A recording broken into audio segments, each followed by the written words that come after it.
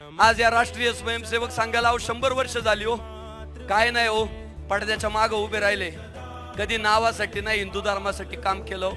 आज आपल्याला दिसतो तो नेता राव मुख्यमंत्री झाला, तो नेता आमदार झाला, तो वक्ता प्रभावी झाला, पॉप्युलॅरिटी वाढली.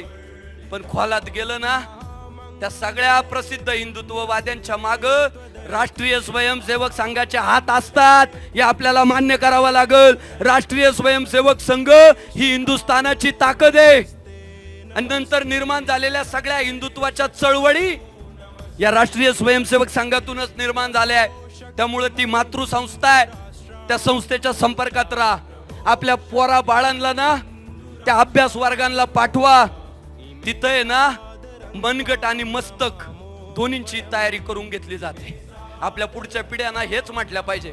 आज देवाभाऊ आपला मुख्यमंत्री अभिमानानं सांगतो की माझा बाप राष्ट्रीय स्वयंसेवक संघाचा प्रचारक होता.